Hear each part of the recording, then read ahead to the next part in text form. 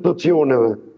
E qartë. Ndreca, cilat janë masat urgjente që duhet shtetit i marë për të përmirësuar kjo gjendje? Sigurisht se marë parasysh faktin cili shqiptimi cili u ngrit të një numër kogja i konsiderueshëm i qytetarëve ose do në armë pa leje. Natyrisht që kjo është ajo pjesa ku duhet të hyjnë ekspertët e sigurisë, cilët e kuptojnë më së miri dhe në mënyrë që të analizojnë se çka është e rëndësishme dhe cilat janë metodat më të mira dhe më të lehta që ta evitojnë këtë pjesën e armbajtjes pa leje.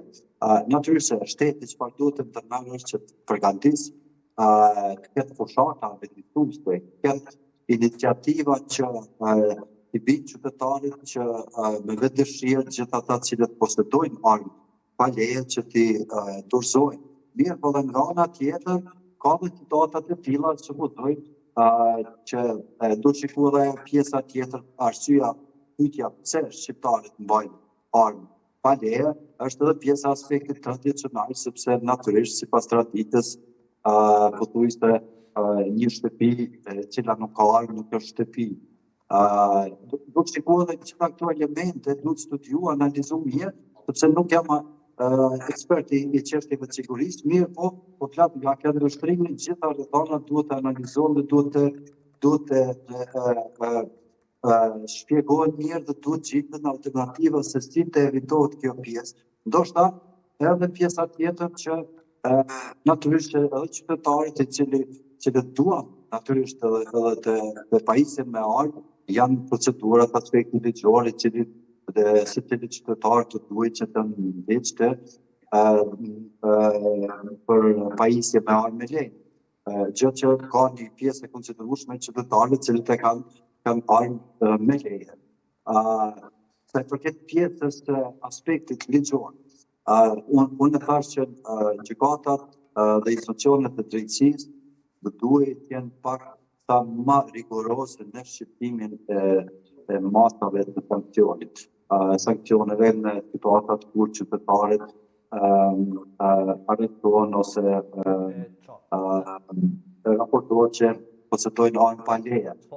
Nëse i referohemi kodit penal, masa e shqiptimit të dënimit me gjobë është kogja e madhe. 10.000 euro sot është një numër, një shumë kogja e madhe që të shqiptohet një qytetari. Masat rigoroze natyrisht që do ta reduktojnë, do ta ulin numrin e qytetarëve të cilët do të zotëronin ose do të posedonin armë pa leje. Të ndalim për shkak edhe të kohës limituar që kemi. Meqense se nisët të flisni për ato se çfarë parashin ndoshta edhe ligji. Nëse mund të na tregosh në bazë të asaj që ju edhe sigurisht dini, çfarë parashin ligji për personat të cilët mbajnë armë pa leje, pra dënimi me burg ose në mënyrë monetare dhe çfarë dënimi mund parashihet për ata të cilët kryejnë një vrasje me paramendim. Siç ka ndodhur këto dy të fundit, meqense jemi duke i diskutuar për rastet e fundit. Natyrisht se vrasja me paramendim në situatat e caktuara varësisht prej situatës, sepse secili rat dallon prej ratit tjetër, mirë po dënimi për vrasje me paramendim është minimumi dënimi me provim deri në 15 vite. Dhe në rast të situatat caktuara mund të ketë edhe shqiptimin e dënimit në burgim të përjetshëm. Varësisht prej situatës të rrethona. Supozojmë rastin në cilin ndodhi në Knin. Natyrisht se është keqardhje, është tragjedi humbja e jetës së një qytetari. Mirë po aq më tepër është edhe më e papranueshme se relacioni i viktimës dhe të rastit në këtë rast.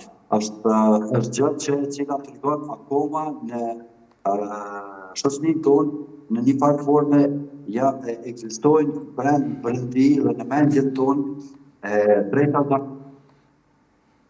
të vogla i qarojnë gjërat e shkojnë deri në këtë situatë. Dhe ana tjetër, çka është e rëndësishme, u thamë më herë, zbatimi i drejtit dhe neglizhenca e shumë rasteve të cilat janë iniciuar në gjykata, ka rezultuar që një numër i qytetarëve të mos ketë besim të mjaftueshëm në trajtimin e drejtimit, për shkak të kozgjatjes së tepërt të trajtimit të langëve nëpër gjykata.